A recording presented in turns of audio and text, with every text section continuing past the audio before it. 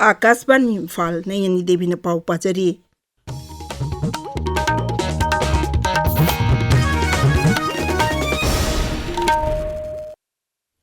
प्रधानमंत्री नरेंद्र मोदी ने हाईरी टेरोरिज्म मुथटपा है भारत मचा खुदिंगमकी अचेतप फिरेपनी। आकाशवाणी की थोंदंग असी संदोखिबा मन की बात की चाम कुन्निथोय सुब तंककता श्री मोदी ना हाई लेबाक असिगी जवान सिंगना लेबाक असिदा साजब खुलाई सिंग अमदी टेक्नोलॉजी सिजन्नदुना टेरोरिस्ट सिंगी कैंप सिंग थुगाई की बादुदा मखोगी थौना लिंजेल उत्पद नतना आत्मनिर्भर भारत की मंगलान सु यावरी मसिना वोकल फॉर लोकल दा अनौवा इनोट अमा हापले।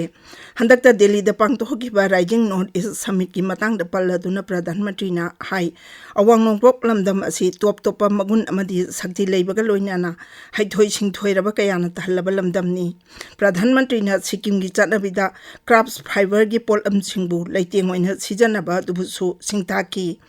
लू नानबा स्वच्छ भारत की मतंग दा पल्लदुना श्री मोदी ना हाई लू नानबगी लेंग्रबा फिरेपना मतम मतम की ओइबा खुदोंथिबा कयाबु माइथिबा पीबा ngamki masiga mari leinaba yamna maru oiba hiram amadi paper waste recycling tawbani leibak asigi landfill waste ki chawrakna saruk mari thokpagi amadi chega mari leinai bharat ki start up kayana lam asida thawrang kaya paikhatli isagi yum amadi office sing da sijanariba paper waste sing recycling tawnabo honabada miyamna mateng pangbiwa haina Sri Modi na appeal tawki। Manipur दंगासी मफम कयादा कनबा नोंग चुखरे Imphal की मफम कयादा इसिंग थुमजिनदुना मियामना खुदोंग जादबा मायोकनरे लंबी छोरोक की अकुटपा मफम सिंग इसिंग थुमजिनखिबदगी गाड़ी चथोक चसिन तौबदा अपनबा थोकले। मरक असिदा India meteorological centre Imphal ना हाइरी मणिपुर की तोंगान तोंगान जिला कयादा लागलिबा नुमित मंगानी असिदा अखाक अराव यावना कनबा नोंग चुरबा याय। सेंटर असिना थादोरपा चेरोल अदुना हाई तमेंगलोंग सेनापति कांगपोकपी इम्फाल वेस्ट इम्फाल ईस्ट उख्रुल कामजोंग जिरीबाम नोने बिष्णुपुर थौबाल कक्चिंग टेंगनौपल चांदेल चुराचांदपुर अमसुंग फेरजोल की मफम कयादा मयाई ओइरपदगी हौरगा अकनबा नोंग चुरबा याय।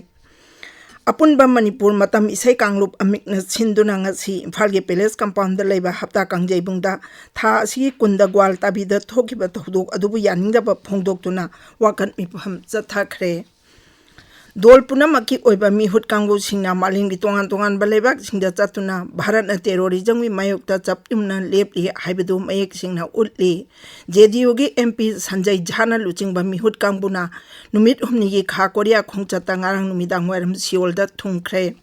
कांग्रेस की शशि थरूर लुचिंगबा मिहुत कांगबु अमना अमेरिकादा भारत न टेरोरिज्म की मायोक्ता लेपलिबा अचेतपा फिरेप अदुगी मतंगदा खंगहनखरे। शिवसेना की एमपी श्रीकांत सिंधेना यूनाइटेड अरब इमिरेट्स की खोंचत लोरबा मतुंग डेमोक्रेटिक रिपब्लिक ऑफ कोंगोदा थुंखरे। डीएमके की एमपी कानी मोजीना लुचिंगबा मिहुत कांगबुना रशिया खोंचत माई पाकना लोइसनख्रबा तुंगदा स्लोवेनिया की दमक खोंसानखरे। बीजेपी एमपी रवि शंकर लुचिंगबा मिहुत कांगबु अमना France UK Germany European Union Italy अमसुंग डेनमार्क की दमक असि भारत थादोखरे। नेशनल डेमोक्रेटिक एलायंस एनडीए ना सरकार पाइबा राज्य सिंगी मुख्यमंत्री सिंह अमसुंग उप मुख्यमंत्री सिंगी मिफम अमा हौजिक न्यू दिल्ली दा प्रधानमंत्री नरेंद्र मोदी ना सभापति ओइदुना चथरी। मिफम अदुदा अफबा लेंगाक शासन गा मरी लेनबा वाफम कया खनगनी। मिफम अदुदा बीजेपी की प्रेसिडेंट जेपी नड्डा गृहमंत्री अमित शाह अमसुंग ngaksel मंत्री राजनाथ सिंह सु सरुक यारी। एनडीए ना शासन तौबा राज्य सिंगी मुख्यमंत्री कुन अमसुंग उप मुख्यमंत्री तरानिपाना सरुक यारिबा मिफम असिगी सरुक अमा ओइना लाकदौरिबा एनडीए सरकार की अहुम सुबा तामगी चही अमा मपुंग फारकपगी कुमोन थौरम मालेमगी योग नुमित पालन चही तरा मपुंग फारकपा अमसुंग यांखै सुबा लोकतंत्र हत्या दिवस पालन गा मरी लेनबा वाफम कया सु खनगनी। केंद्र की लघु सिंह मंत्री शिवराज सिंह चौहान हाइरी लेबाक सिनबा थुंगना चथगदबा विकसित कृषि संकल्प अभियान ओडिशा की पुरीदा था सी 19 हौदोकलगनी। Khongjang asi lebak asigi jila chatreta chathagani amasung baigani kangbu amana khungang singda chatuna longmi singa haktengnana wari sanagani. New Delhi da ngarang lebak sinba tungbadagi lakpa lau singu ki baigyanik singda wangang badam antrina hai campaign asida krisi vigyan kendra chatret kuntrama thoi ICAR Institute chama tarau umdoi raija thaki bibak sing amasung lau singu horticulture animal husbandry fisheries na chingba singi official amadi longmi kaya saruk yagani Paulo Jare.